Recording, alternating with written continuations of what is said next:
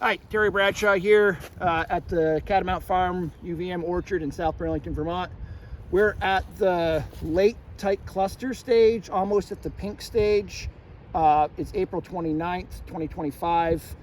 A little bit early to be at this stage, but as I said last week, this is kind of go time in terms of disease management. We're at a really high level of ascospore development with the heat that's building up every day. Apple scab ascospore development is driven by degree days, and on days like today, there's an awful lot of degree days. So we're expecting this to develop. Remember, you need to have rain and wetting periods to have infection occur. So we want to maintain fungicide protection before rainstorms. This week, the weather has been alternating between calm and windy. Today is a pretty windy day here on Tuesday.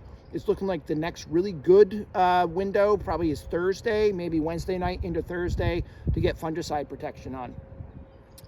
We're not far from bloom, and bloom is when we start to think about fire blight, especially when hot weather precedes bloom.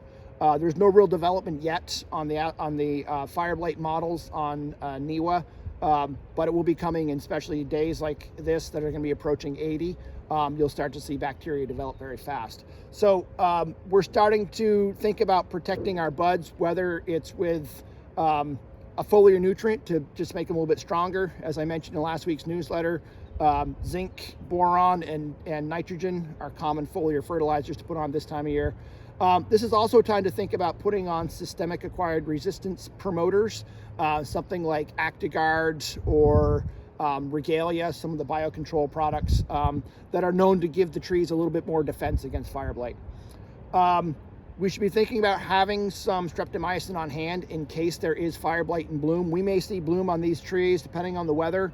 I'm guessing early next week, and at that point we need to pay a lot of attention to the weather, to the degree models, to the NIWA models, and be ready to apply streptomycin within 24 hours of a wetting event.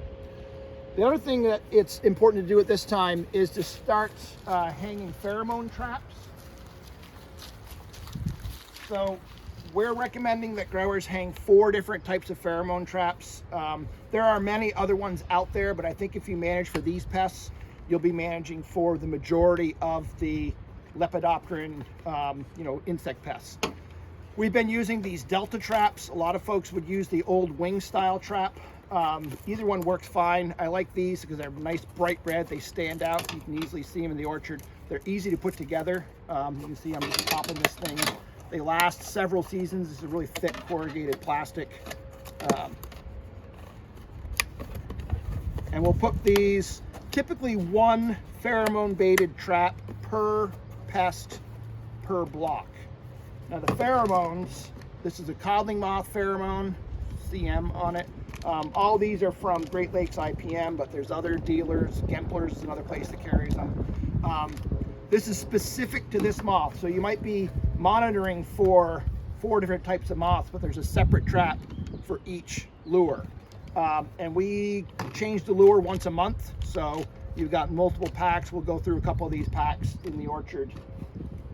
The trap is kind of useless by itself. You need to have something to catch the moths on, so this is a sticky card.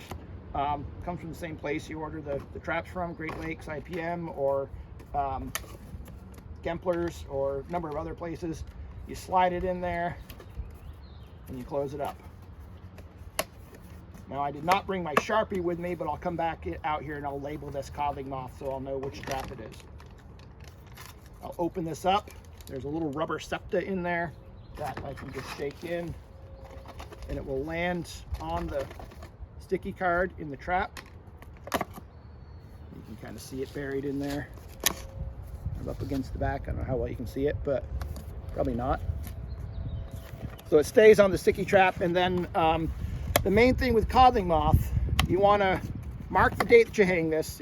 This might be a touch early, but the heat's going to move fast, and I don't know if I'll get back out here for another couple days, so I'd rather get it up. The main thing with codling moth is we want to catch the first capture of the season. It's not so much how many moths we catch, it's when we catch the first moth. So we'll put it in here, find a spot where it's easy to hang around the branch. Don't do it too tight, you know, you don't want to girdle. You're going to have to take this thing down by the end of the season anyway, but this is how we hang it out in the row, so it's easy to see, very easy to check. You can just pop in here and take a peek. And we want to check this, or have someone check it every other day, but certainly as we approach bloom, we're getting to bloom daily, because what we want to do is we want to catch the first sustained moth capture. So the second moth is what I usually say. The first moth might just be, you know, an early one that stumbled in, but that sustained catch is when you start your biofix that will allow you to time your sprays really for the rest of the season. So this is probably the most important pheromone baited trap. We'll also set traps for dogwood borer, oriental fruit moth, and oblique banded leaf roller.